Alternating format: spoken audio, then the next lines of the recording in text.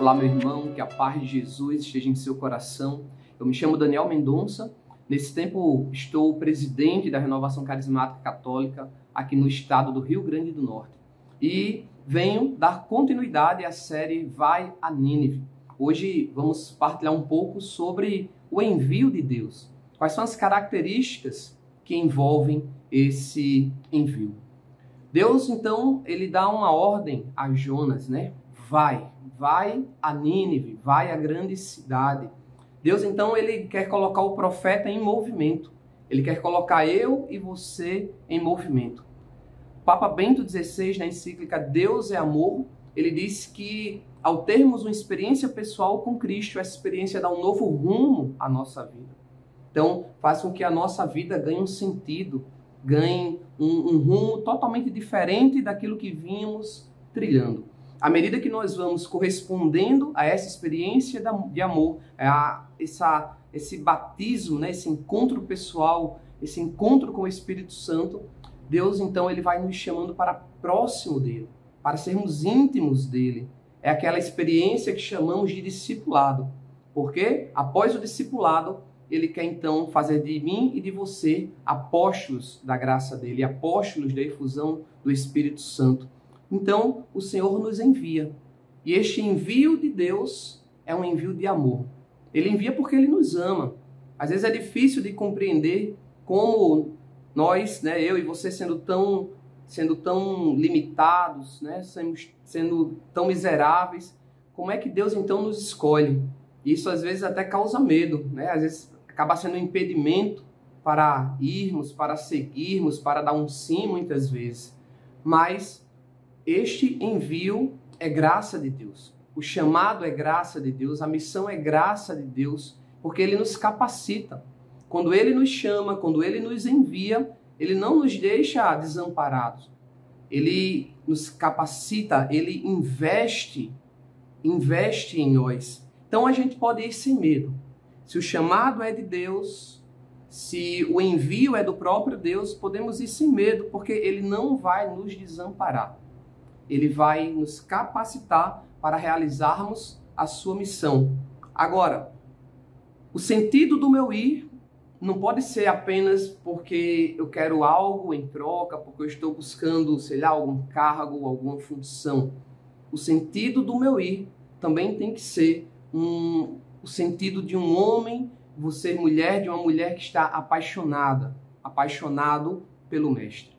A gente vai ver bem esse exemplo quando Cristo ressuscitado aparece lá para São Pedro e os companheiros que tinham voltado a pescar, e ele, tirando Pedro ali à parte, ele faz aqueles questionamentos: Pedro, tu me amas? Pedro, tu me amas? Pedro, tu me amas? Apacenta as minhas ovelhas.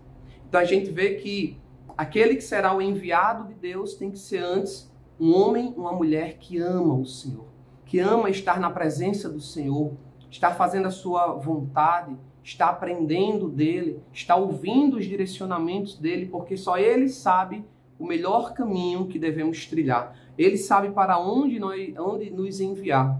Então, o êxito da nossa missão, o êxito deste envio, não depende das nossas qualidades. Não, é lógico que Deus se utiliza delas para impulsionar a nossa missão, impulsionar o envio. Mas o êxito da missão, o sucesso da missão está principalmente num homem e numa mulher que está totalmente entregue à vontade do Cristo. O êxito da missão depende dessa força que vem do alto, porque é através dela que nós somos revestidos. Nós ganhamos autoridade espiritual e com esta autoridade a gente consegue então bem realizar esse chamado de Cristo para nossas vidas. Mas a quem nós somos enviados, Daniel? De acordo com, pegando as palavras, né, melhor dizendo, fazendo a reflexão com o Papa Francisco, ele vai dizer que nesse tempo é preciso implantar a cultura do encontro na nossa sociedade. Então, o Senhor nos chama a irmos ao encontro daqueles que mais sofrem, dos necessitados.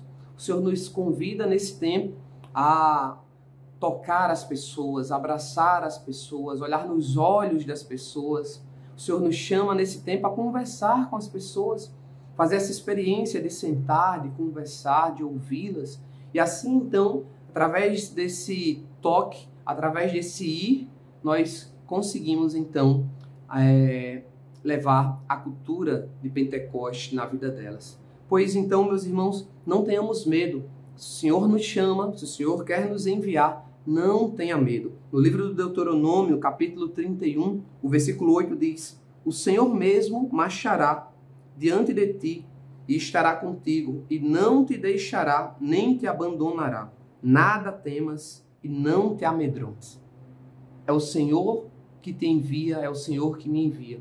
Por isso, possamos cada vez mais nos entregar nessa experiência de amor, cada vez mais estarmos íntimos dele, para que assim então ele nos envie para onde quer que ele queira, né? Assim a gente canta tantas vezes, cantou tantas vezes: aonde mandar eu irei, aonde mandar eu irei. Que Deus te abençoe, um grande abraço.